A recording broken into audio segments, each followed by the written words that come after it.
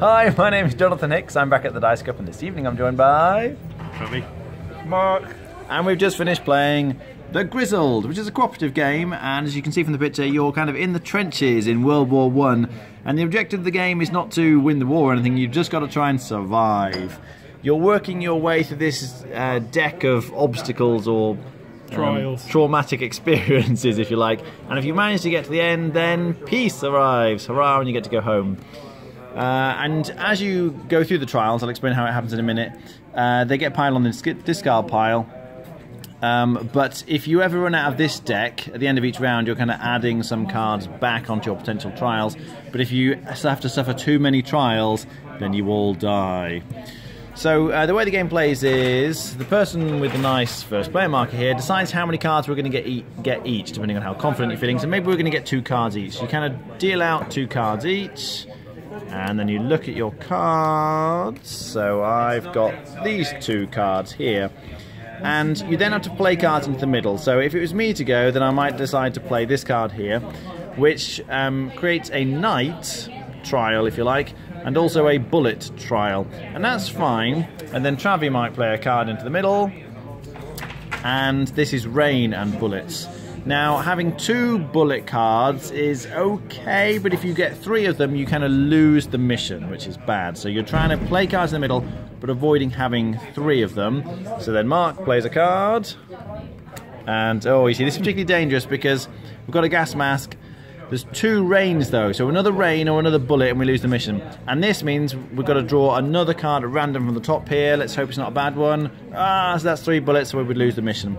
There are some other kinds of cards that you might have, or like this one in fact, which get played in front of you instead of into the kind of mission area in the middle. And they give you various other abilities that are usually bad.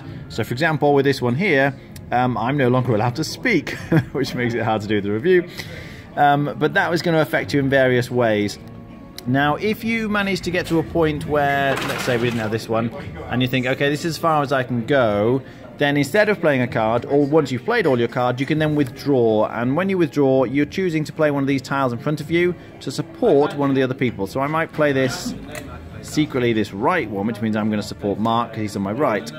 And everyone plays their withdrawal tiles when they get to a certain point on the cards, and then we pass them. So I would pass this one to Mark, and whoever has the most of these withdrawal cards can kind of heal up to a certain extent. So you can either get rid of these cards or restore a special ability. Each character has a special ability, so in this case I could get rid of a bullet card from the middle, for example. And once you've used it, you flip it over, and then, as I say, if you get the with support things, you can flip it back and use it again.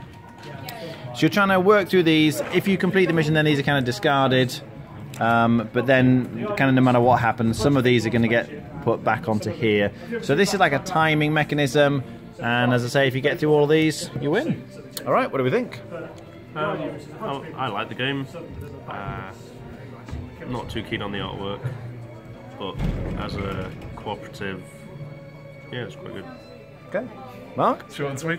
Unlike Trevor, I actually do like the artwork. And it's done by the person who died in the Charlie Hebdo thing, so it's quite a poignant thing. But yeah, it's short, it's quick, it's difficult, though the difficult is variable. I mean, we were looking, the game was played. I think the player numbers also affect how difficult it is. It is short, it is tense, there's a lot of thoughts, so there's a lot of time you're thinking what could be in other players' hands, seeing what they play to work out what to use, like speech and stuff, and what they more like to be holding on to. Yeah, I enjoy it. Maybe, I mean, I've played it quite a few times, and maybe I'm ready to play the expansion now to mix it up a little bit. But it's a good game, and it plays well, and it's easy to teach. Great, rating? I would give it a 8, because I do enjoy it. Okay, Travi? Also an 8. All right. Yeah, it's funny with this one. I like cooperative games generally, but the theme on this one is quite dark, and the artwork is that kind of strange, old-fashioned cartoon-style artwork, which, yeah, is going to be quite polarising, I think. Personally, I'm not so keen on it, but as you saw, Mark really does like it. So that's going to affect it. But as a cooperative game, it works very well. As Mark says, it's simple. I don't know that I'd be a huge fan of it. I mean, each round you're kind of thinking, do I play this one card or this other card? I don't feel like I've got a lot of different decisions to be making particularly. But as Mark says again, it is very tense. You're always thinking, If I play this card, are they going to have other rain cards or other gas mask cards or whatever else it is?